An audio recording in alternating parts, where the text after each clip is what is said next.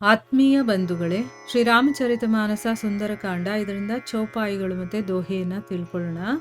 ಕಪಿ ಕರಿ ಹೃದಯ ಬಿಚಾರ ದೀನ್ ಹಿ ಮುದ್ರಿಕಾ ಡಾರಿ ತಬ ಜನು ಅಶೋಕ್ ಅಂಗಾರ ದೀನ್ ಹರಷಿ ಉಠಿ ಕರ್ ಗಹೆವು तब देखी मुद्रिका मनोहर राम नाम अंकित अति सुंदर चकित छितव मुदरी पहिचानी हर्ष विषाद हृदय अकुलानी जीती को सकई अजय रघुराई माया ते असी रची नहीं जाई सीता मन विचार कर नाना मधुर बचन बोले वो हनुमाना रामचंद्र गुण बरनई लागा सुनत ही सीता कर दुख भागा लागी सुनई श्रवण मन लाई आदिहु ते सब कथा सुनाई श्रवणामृत जेहि कथा सुहाई कही सो प्रगट होती किन भाई तब हनुमंत निकट चली गयऊं फिरी बैठी मन विस्मय भयऊं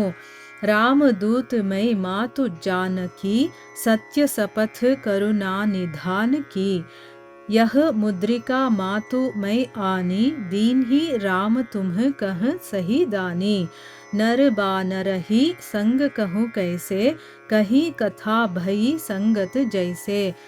ಇವು ಚೌಪಾಯಿಗಳು ಮತ್ತು ದೋಹೆ. ಈಗ ಇದರ ಅರ್ಥವನ್ನ ತಿಳ್ಕೊಳ್ಳೋದಕ್ಕೆ ನಾವು ಪ್ರಯತ್ನ ಮಾಡೋಣ. ಈ ದಿನ ನಾವು ಮುದ್ರಿಕಾ ಪ್ರದಾನ ಅಂದ್ರೆ ಮುದ್ರಿಕೆಯನ್ನ ಕೊಡೋದು ಮತ್ತೆ ಹನುಮಂತನ ಸಂದೇಶ ಏನ್ ಹೇಳ್ತಾನ ಅವನು ಈ ವಿಚಾರದ ಬಗ್ಗೆ ತಿಳ್ಕೊಳ್ಳೋಣ. ಇಲ್ಲಿ ತುಳಸಿದಾಸರು ಹೇಳುತ್ತಾರೆ, ಸೀತೆ ಮನಸ್ಸಲ್ಲಿ ಏನೇನೋ ಮಾತಾಡ್ಕೊಳ್ತಾ ಅಶೋಕ ಮರಕ್ಕೂ ಕೂಡ ಬೆಂಕಿಯನ್ನ ನೀನಾದ್ರೂ ಕೊಡು ಅಂತನ್ಬಿಟ್ಟು ಕೇಳ್ಕೊಳ್ತಾಳೆ.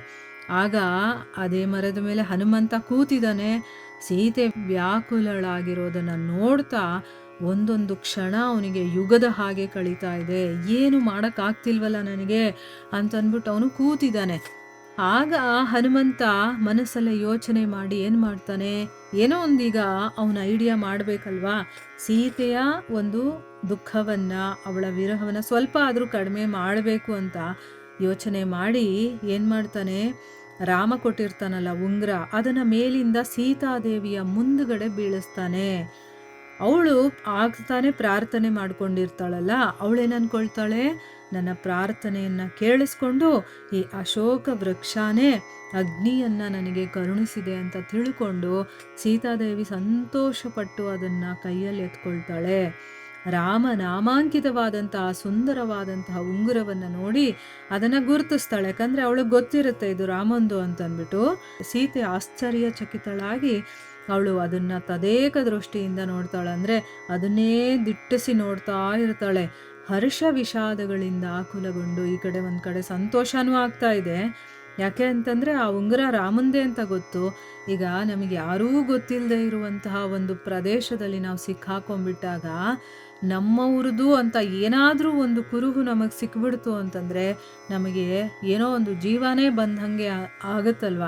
ಆ ರೀತಿ ಎಂಥ ಸಮುದ್ರವನ್ನ ದಾಟಿ ಅದರ ಹೊರಗಡೆ ತುಂಬಾನೇ ಕಾವಲು ಅದು ಇದು ಇರುವಂತ ಒಂದು ಪ್ರದೇಶ, ಅಂಥ ಒಂದು ಜಾಗದಲ್ಲಿ ಅವಳ ರಾಮನ ಉಂಗುರ ಸಿಕ್ಕಿದ್ರೆ ಅವಳಿಗೆ ಯಾವ ರೀತಿ ಇರ್ಬೋದು, ಅವಳ ಒಂದು ಮನಸ್ಥಿತಿ ಹೇಗಿರ್ಬೋದು. ಆ ಸಮಯದಲ್ಲಿ ಅವಳಿಗೆ ಹರ್ಷನೂ ಆಗ್ತಾ ಇದೆ, ವಿಷಾದನೂ ಆಗ್ತಾ ಇದೆ. ಅದರಿಂದ ಆಕುಲಗೊಂಡವಳು ಆಲೋಚನೆ ಮಾಡೋದಕ್ಕೆ ಪ್ರಾರಂಭ ಮಾಡ್ತಾಳೆ. ಶ್ರೀ ರಘುನಾಥ ಅಜೇಯನಾಗಿರುವಂಥವನು, ಅವನನ್ನ ಯಾರೂ ಜಯಿಸೋದಕ್ಕೆ ಸಾಧ್ಯ ಇಲ್ಲ. ಯಾಕಂದ್ರೆ ಅದು ರಾಮನ ಉಂಗುರ ಅಂತ ಗೊತ್ತಿದೆ ಅಲ್ವಾ. ಈಗ ರಾಮನಿಂದ ಅದು ಬೇರ್ಪಟ್ಟಿದೆ ಅಂತಂದ್ರೆ ಅವನನ್ನ ಯಾರೋ ಜಯಿಸಿ ಅವನ ಹತ್ರದಿಂದ ಅದನ್ನ ತಗೊಂಡಿರ್ಬೇಕು. ರಾವಣ ಏನಾದ್ರೂ ಅವನನ್ನ ಆಲ್ರೆಡಿ ಗೆದ್ಬಿಟ್ಟಿದಾನ, ಆ ಉಂಗುರ ಅವನಿಂದ ನನ್ನ ಹತ್ರ ಬಂದಿದೆ, ಯಾರೋ ಬೇರೆಯವ್ರ ಹತ್ರ ಇದೆ ಅಂತಂದ್ರೆ ಅದು ಇಲ್ಲಿಗೆ ಬಂದಿದೆ ಅಂದ್ರೆ ರಾವಣ ಏನಾದ್ರೂ ರಾಮನನ್ನ ಗೆದ್ಬಿಟ್ಟಿದಾನ ಅಂತ ಒಂದು ಸೆಕೆಂಡ್ ಅವಳ ಮನ್ಸಲ್ಲಿ ಯೋಚನೆ ಬಂದು ರಾಮನನ್ನ ಜಯಿಸೋದಕ್ಕೆ ಯಾರಿಂದನೂ ಸಾಧ್ಯ ಇಲ್ಲ ಅಂತಂದ್ಮೇಲೆ ಇಂಥ ಒಂದು ದಿವ್ಯವಾದಂತಹ ಚಿನ್ಮಯವಾದಂತಹ ಉಂಗುರ ಇಲ್ಲಿಗೆ ಹೇಗೆ ಬಂತು. ಮತ್ತು ಅದೇ ರೀತಿ ಇರುವಂಥ ಇನ್ನೊಂದು ಉಂಗುರವನ್ನ ಯಾರೂ ಮಾಯೆಯಿಂದ ನಿರ್ಮಾಣ ಮಾಡೋದಕ್ಕೆ ಸಾಧ್ಯ ಇಲ್ಲ. ಭಗವಂತನಿಗೆ ಸಂಬಂಧಪಟ್ಟಿದ್ದು ಏನೇ ಆಗಿರ್ಬೋದು, ಅದೇ ಥರದ ಇನ್ನೊಂದನ್ನ ಸೃಷ್ಟಿ ಮಾಡೋದಕ್ಕೆ ಮಾಯೆಯಿಂದ ಸಾಧ್ಯ ಇಲ್ಲ. ಮಾಯೆ ಅಂದರೆ ಮಾಯೆನೇ ಅಲ್ವಾ, ಅದು ಸತ್ಯ ಆಗೋದಕ್ಕೆ ಸಾಧ್ಯ ಇಲ್ಲ. ಸೊ ಅವಳೇನು ಯೋಚನೆ ಮಾಡ್ತಾ ಇದ್ದಾಳೆ, ಈ ಉಂಗುರ ರಾಮನಿಂದ ಸಪ್ರೇಟ್ ಆಗಿದೆ ಅಂದರೆ ಕಾರಣ ಏನಿರಬಹುದು? ರಾಮನನ್ನ ಗೆಲ್ಲೋದಕ್ಕಂತೂ ಸಾಧ್ಯ ಇಲ್ಲ. ಗೆದ್ರೆ ತಾನೇ ಅವನ ಹತ್ರದಿಂದ ಆ ಮುದ್ರಿಕೆಯನ್ನು ತಗೊಳ್ಳೋದಕ್ಕಾಗೋದು.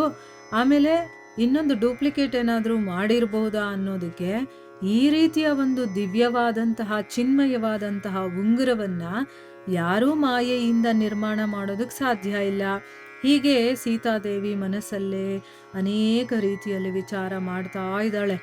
ಆಗ ಆಂಜನೇಯ ಏನ್ ಮಾಡ್ತಾನೆ, ತನ್ನ ಮಧುರವಾದ ವಚನಗಳಿಂದ ಶ್ರೀರಾಮಚಂದ್ರನ ಗುಣಗಳನ್ನು ವರ್ಣನೆ ಮಾಡೋದಕ್ಕೆ ಪ್ರಾರಂಭ ಮಾಡ್ತಾನೆ. ನೋಡಿದ್ರ, ಯಾರು ಮೊದಲೇ ಭಯ ಪಟ್ಕೊಂಡಿರ್ತಾರೆ, ಮತ್ತೆ ಗಾಬರಿಲಿರ್ತಾರೆ, ಕನ್ಫ್ಯೂಷನಲ್ಲಿ ಇರ್ತಾರೆ, ಮತ್ತೆ ಸಂದೇಹದಲ್ಲಿರ್ತಾರೆ, ಮತ್ತೆ ಯಾರನ್ನೂ ನಂಬುವಂತಹ ಒಂದು ಪರಿಸ್ಥಿತಿಯಲ್ಲಿ ಅವ್ರು ಇರೋದಿಲ್ಲ, ಅಂಥ ಸಮಯದಲ್ಲಿ ತುಂಬಾ ನಾಜೂಕಾಗಿ ಆ ಒಂದು ವಿಷಯವನ್ನ ನಾವು ಅರ್ಥ ಮಾಡಿಕೊಂಡು ಅವರಲ್ಲಿರುವಂಥ ಭಯವನ್ನ ದೂರ ಮಾಡಬೇಕು, ಅವರಿಗೆ ನಂಬಿಕೆ ಬರೋ ಹಾಗೆ ನಡ್ಕೋಬೇಕು. ಹೇಗೆ ಇಲ್ಲಿ ಹನುಮಂತ ಮಾಡ್ತಾ ಇದ್ದಾನೆ ನೋಡಿ, ಮೊದಲು ಅವನು ಕಾಣಿಸ್ಕೊಳ್ಳಿಲ್ಲ, ರಾಮನ ಒಂದು ದಿವ್ಯವಾಗಿರುವಂಥ ಒಂದು ವಸ್ತುವನ್ನ ಸೀತೆ ಮುಂದೆ ಹಾಕ್ತಾನೆ. ಯಾಕಂದ್ರೆ ಮೊದಲು ಅದು ರಾಮನನ್ನ ಬಿಟ್ಟು ಬೇರೆ ಯಾರ ಹತ್ರನೂ ಇರೋದಕ್ಕೆ ಸಾಧ್ಯ ಇಲ್ಲ. ಆ ರೀತಿ ಅವಳಿಗೆ ಮನಸ್ಸಲ್ಲಿ ಮೊದಲು ಒಂದು ನಂಬಿಕೆ ಬರಬೇಕು, ಹೌದು ಇದು ರಾಮಂದೇ ಅಂತಂದ್ಬಿಟ್ಟು. ಮತ್ತೆ ರಾಮನನ್ನ ಬಿಟ್ಟು ಬೇರೆ ಯಾರ ಹತ್ರನೂ ಅದು ಇರೋದಕ್ಕೆ ಸಾಧ್ಯ ಇಲ್ಲ ಅನ್ನೋದು ಅವಳಿಗೆ ಗೊತ್ತಾಗಬೇಕು. ಆಮೇಲೆ ರಾಮನ ಬಗ್ಗೆ ಅವನು ಗುಣಗಾನ ಮಾಡ್ತಾನೆ, ಅಂದರೆ ಅವನನ್ನ ಪ್ರೀತಿಸೋರು ತಾನೇ ಅವನನ್ನು ಹೊಗಳೋದಕ್ಕೆ ಸಾಧ್ಯ.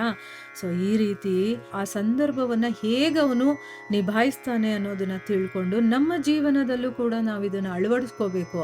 ನಮಗೆ ಈ ರೀತಿಯ ಸಂದರ್ಭಗಳು ಬರಬಹುದು, ಅಂಥ ಸಮಯದಲ್ಲಿ ನಾವು ಈ ರೀತಿ ಬುದ್ಧಿವಂತಿಕೆಯನ್ನು ಉಪಯೋಗಿಸ್ಬೇಕು. ಯಾಕೆ ಅಂತಂದರೆ ಹನುಮಂತ ಜ್ಞಾನ ಬುದ್ಧಿಯಲ್ಲಿ ಅವನು ಸಾಗರನಾಗಿರುವಂಥವನು. ಅದಕ್ಕೋಸ್ಕರ ನಾವು ಇದನ್ನೆಲ್ಲ ಸ್ವಲ್ಪ ಗಮನ ಇಟ್ಟು ಕೇಳಿ ಅದನ್ನು ನಮ್ಮ ಜೀವನದಲ್ಲಿ ಹೇಗೆ ನಾವು ಅಳವಡಿಸ್ಕೊಳ್ಬೇಕು ಅನ್ನೋದನ್ನು ಕೂಡ ನಾವು ಯೋಚನೆ ಮಾಡಬೇಕು. ಈಗ ಹನುಮಂತ ವರ್ಣನೆ ಮಾಡ್ತಾ ಇದ್ದಾನೆ ಶ್ರೀರಾಮಚಂದ್ರನ ಗುಣಗಳನ್ನು. ಅದನ್ನು ಕೇಳಿದ ತಕ್ಷಣ ಸೀತೆಯ ದುಃಖ ಎಲ್ಲ ಮಾಯ ಆಗೋಯ್ತು. ಆ ರಾಮನ ಗುಣಗಾನ ಕಿವಿಗೆ ಬಿದ್ದಿದ ತಕ್ಷಣ ನಮಗೂ ಕೂಡ ನಮ್ಮಲ್ಲಿರುವಂಥ ದುಃಖಗಳೆಲ್ಲ ದೂರ ಆಗಬೇಕಂದ್ರೆ ನಾವು ಅಷ್ಟು ಪ್ರೀತಿಸ್ಬೇಕು ರಾಮನನ್ನು, ಅಂದರೆ ಭಗವಂತನನ್ನು. ಆ ಭಗವಂತನ ಗುಣಗಾನ ಕೇಳಿದ ತಕ್ಷಣ ನಮ್ಮ ದುಃಖಗಳೆಲ್ಲ ಹೋಗಬೇಕು. ಯಾಕಂದರೆ ಇದಕ್ಕೆ ಮುಂಚೆನೇ ನಾವು ತಿಳ್ಕೊಂಡಿದ್ದೀವಿ, ಆ ರಾಮನಾಮ ಅನ್ನುವಂತಹ ಒಂದು ಅಮೃತ ಇದೆಯಲ್ಲ, ಅದನ್ನು ಕೇಳಿದ ತಕ್ಷಣ ನಮ್ಮಲ್ಲಿರುವಂಥ ದುಃಖ, ದಾರಿದ್ರ್ಯಗಳು, ಪಾಪಗಳು ಏನೇನಿದೆಯೋ, ಅವೆಲ್ಲ ಹಾರೋಗ್ಬಿಡ್ಬೇಕು. ಇಲ್ಲಿ ಅವಳಿಗೆ ತನ್ನಲ್ಲಿದ್ದಂಥ ದುಃಖ ಎಲ್ಲ ಮಾಯ ಆಗೋಯ್ತು. ಅವಳೇನು ಮಾಡಿದ್ಲು, ಇನ್ನೂ ಕಿವಿಯನ್ನು ಶಾರ್ಪ್ ಆಗಿಟ್ಕೊಂಡು ಅದನ್ನು ತದೇಕ ಚಿತ್ತಳಾಗಿ ಕೇಳಿಸ್ಕೊಳ್ತಾಳೆ. ರಾಮನ ಗುಣಗಾನ ಅನ್ನೋದು ಅಷ್ಟು ಚೆನ್ನಾಗಿರುತ್ತೆ. ನಾವು ರಾಮನ ಬಗ್ಗೆ, ಅವನ ಭಕ್ತರ ಬಗ್ಗೆ ಕೇಳ್ತಾ ಇರಬೇಕಾದ್ರೆ ಅಷ್ಟು ಆಸೆಯಿಂದ, ಅಷ್ಟು ಏಕಚಿತ್ತದಿಂದ ಕೇಳಬೇಕು. ಆಗ ನಮ್ಮ ಮನಸ್ಸಲ್ಲಿ ಏನೇ ದುಃಖ ದುಮ್ಮಾನಗಳಿದ್ರೂ ಕೂಡ ಎಲ್ಲ ದೂರ ಆಗುತ್ತೆ. ಆದರೆ ನಾವು ಕೇಳೋದು, ನಾವು ಸರಿಯಾಗಿ ಕೇಳೋದಿಲ್ಲ. ಅದಕ್ಕೆ ನಮ್ಮಲ್ಲಿ ಎಷ್ಟೇ ದಿವಸದಿಂದ ಕೇಳ್ತಾ ಇದ್ರೂ ಕೂಡ ನಮ್ಮಲ್ಲಿರುವಂಥ ದುಃಖ ಸ್ವಲ್ಪನೂ ಕೂಡ ಹೋಗೋದೇ ಇಲ್ಲ.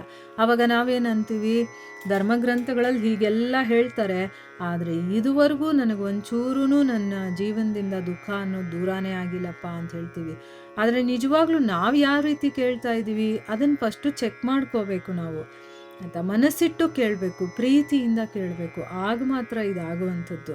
ಆಮೇಲೆ ಪವನಪುತ್ರ ಏನು ಮಾಡ್ತಾನೆ, ಶ್ರೀರಾಮಚರಿತವನ್ನ ಪ್ರಾರಂಭದಿಂದ ಹಾಡ್ತಾನೆ. ಅಂದರೆ ರಾಮನ ಬಗ್ಗೆ ಅವನು ಹುಟ್ಟದಾಗಿನಿಂದ ಏನೇನೆಲ್ಲ ಮಾಡ್ದ ಅದನ್ನು ಕಂಪ್ಲೀಟಾಗಿ ಅವನು ಹೇಳ್ತಾನೆ. ಶ್ರವಣಾಮೃತವಾದಂತಹ ಈ ಮನೋಹರ ಕಥೆಯನ್ನು ಹಾಡಿದವರು ಯಾರು, ಅವರು ನನ್ನ ಮುಂದೆ ಯಾಕೆ ಕಾಣಿಸ್ತಾ ಇಲ್ಲ ಅಂತಂದ್ಬಿಟ್ಟು ಸೀತಾ ಹೇಳ್ಕೊಳ್ತಾಳೆ. ಯಾರಪ್ಪ ಹಾಡ್ತಾ ಇರೋದು ಅಂದರೆ ಶ್ರವಣಾಮೃತ. ನೋಡಿ, ಶ್ರವಣಕ್ಕೆ ಅಮೃತದ ಸಮಾನವಾಗಿರುವಂತಹ ಈ ರಾಮಚರಿತ ಅಂತ ಹೇಳ್ತಾ ಇದ್ದಾರೆ. ಈಗ ನಮ್ಮ ಇಂದ್ರಿಯಗಳಿದೆಯಲ್ಲ, ಅದಕ್ಕೆ ಕೆಲವೊಂದು ವಿಷಯ ವಸ್ತುಗಳಿರುತ್ತೆ. ಅದೇ ರೀತಿ ಅಮೃತವನ್ನು ಸುರಿಸುವಂಥ ವಿಷಯಗಳು ಇರುತ್ತೆ. ಆಧ್ಯಾತ್ಮಿಕ ವಿಚಾರಗಳು ಆಯಾ ಇಂದ್ರಿಯಗಳಿಗೆ ಅಮೃತವನ್ನು ಕೂಡ ಕೊಡುತ್ತೆ. ಈಗ ಈ ಕಿವಿಯಲ್ಲಿ ಅವ್ರದ್ದು ಇವ್ರದ್ದು ಮಾತುಗಳನ್ನು ಕೇಳಿದಾಗ ಅದು ವಿಷಯ ಸುಖ ಆಯಿತು. ಅದೇ ಅಮೃತದಂತಹ ಸುಖವನ್ನು ಕೊಡುವಂಥದ್ದು ಯಾವುದು ಅಂತಂದರೆ ಭಗವಂತನ ವಿಚಾರಗಳನ್ನು ನಾವು ಕೇಳಿಸ್ಕೊಂಡಾಗ. ಅದೇ ರೀತಿ ಭಗವಂತನನ್ನು ನೋಡಿದಾಗ, ಭಗವಂತನಿಗೆ ಸಂಬಂಧಪಟ್ಟ ಈ ಧರ್ಮಗ್ರಂಥಗಳನ್ನು ನೋಡಿದಾಗ, ಅವನ ಸೌಂದರ್ಯವನ್ನು ನೋಡಿದಾಗ, ಅವನಿರುವಂಥ ಜಾಗವನ್ನು ನೋಡಿದಾಗ, ಅವನನ್ನು ಪೂಜಿಸುವಂಥ ಭಕ್ತರನ್ನು ನೋಡ್ತೀವಲ್ವಾ, ಅದು ನಿಜವಾಗ್ಲೂ ಕಣ್ಣಿಗೆ ಅಮೃತ ಆಗುತ್ತೆ. ಅದೇ ಭಗವಂತನಿಗೆ ನೈವೇದ್ಯ ಮಾಡಿದಂತಹ ತುಳಸಿ, ಹೂವ ಏನೇ ಆಗಿರ್ಬೋದು, ಅದನ್ನು ಮೂಗಿನಿಂದ ನಾವು ವಾಸನೆಯನ್ನು ನೋಡಿದಾಗ ಅದು ಆ ಮೂಗಿಗೆ ಅಮೃತವಾಗುತ್ತೆ. ನಾಲಿಗೆಗೆ ಭಗವಂತನ ಪ್ರಸಾದದ ರುಚಿ ಕೊಟ್ಟಾಗ ಮತ್ತು ಭಗವಂತನ ಬಗ್ಗೆ ನಾವು ಹೇಳಿದಾಗ ಅದು ಅದಕ್ಕೆ ಅಮೃತವಾಗುತ್ತೆ. ಈ ರೀತಿ ಪ್ರತಿಯೊಂದು ಇಂದ್ರಿಯಕ್ಕೂ ಕೂಡ ಅಮೃತವಾಗಿರುವಂಥದ್ದು ಯಾವುದು ಅಂತಂದರೆ ಭಗವಂತನ ವಿಷಯಗಳು. ಈಗ ಇವಳಿಗೆ ಅದನ್ನು ಕೇಳಿಸ್ಕೊಳ್ತಾ ತುಂಬ ಖುಷಿ ಆಗ್ತಾ ಇದೆ. ಆದರೆ ಇಂಥ ಒಂದು ಕಥೆಯನ್ನು ಹಾಡಿದವ್ರು ಯಾರು, ಅವ್ರು ಯಾಕೆ ನನ್ನ ಮುಂದೆ ಬರ್ತಾ ಇಲ್ಲ ಅಂತ ಅಂದ್ಬಿಟ್ಟು ಹೇಳ್ತಾಳೆ. ಆಗ ಮಾರುತಿ ಆಕೆಯ ಹತ್ರ ಹೋಗ್ತಾನೆ. ನೋಡಿ, ಅವಳೇ ಕರೆಯೋವರೆಗೂ ಅವನು ಮುಂದೆ ಹೋಗೋದಿಲ್ಲ.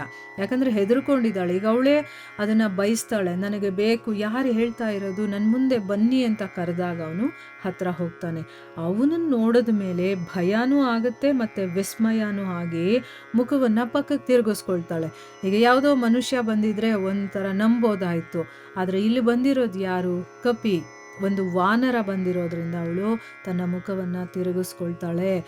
ಆಗ ಹನುಮಂತ ಹೇಳ್ತಾನೆ, ಅಮ್ಮ ಜಾನಕಿ, ನಾನು ಶ್ರೀರಾಮನ ದೂತ, ಕರುಣಾನಿಧಿಯಾದಂತಹ ಆ ಸ್ವಾಮಿಯ ಮೇಲೆ ಆಣೆ ಇಟ್ಟು ಹೇಳ್ತಾ ಇದ್ದೀನಿ ತಾಯಿ, ಈ ಉಂಗುರವನ್ನು ನಾನೇ ತಂದಿರೋದು. ಶ್ರೀರಾಮ ನಿಮಗೋಸ್ಕರ ನನ್ನ ಜೊತೆ ಈ ಅಭಿಜ್ಞಾನವನ್ನು ಕೊಟ್ಟಿದ್ದಾನೆ. ಅಂದರೆ ಏನು, ನನ್ನ ಇರುವಿಕೆ, ನಾನು ಇದ್ದೀನಿ ಅಂತ ಹೇಳೋದಕ್ಕೆ ಸಾಕ್ಷಿ, ಒಂದು ಪ್ರಮಾಣವಾಗಿ ಈ ಒಂದು ಉಂಗುರವನ್ನು ಕೊಟ್ಟು ಕಳಿಸಿದ್ದಾನೆ. ಈಗ ಆ ಉಂಗುರನ ನಾನು ತಂದಿಲ್ಲ ಅಂತಂದಿದ್ರೆ ನಾನು ಹೇಳೋ ಮಾತನ್ನು ನೀವು ನಂಬ್ತಾ ಇದ್ರಾ? ಇಲ್ಲ. ಅದಕ್ಕೋಸ್ಕರನೇ ರಾಮ ಸ್ವಯಂ ನನಗೆ ಈ ಮುದ್ರಿಕೆಯನ್ನು ಕೊಟ್ಟು ಕಳಿಸಿದ್ದಾನೆ, ಇದನ್ನು ತೋರಿಸು, ಆಗ ನನ್ನ ಸೀತೆ ನಂಬ್ತಾಳೆ ಅಂತಂದ್ಬಿಟ್ಟು ಹೇಳ್ತಾಳೆ. ಆಗ ಸೀತಾದೇವಿ ಹೇಳ್ತಾಳೆ, ನರ ಮತ್ತು ವಾನರರ ಸಮಾಗಮ ಹೇಗಾಯಿತು? ನೀವು ವಾನರರು, ನನ್ನ ರಾಮ ನರ, ಈ ನರವಾನರರ ಸಮಾಗಮ ಹೇಗಾಯಿತು ಅಂತ. ಆಗ ಮಾರುತಾತ್ಮಜ ನಡೆದ ಎಲ್ಲ ಕಥೆಯನ್ನು ಕೂಡ ವಿವರವಾಗಿ ಹೇಳ್ತಾನೆ. ಹೇಗೆ ರಾಮ ಮತ್ತೆ ಸುಗ್ರೀವ ಇವರ ಭೇಟಿ ಆಯಿತು, ಏನು ಎಲ್ಲ ಕಂಪ್ಲೀಟ್ ಆಗಿ ಕಥೆಯನ್ನ ಹೇಳ್ತಾನೆ.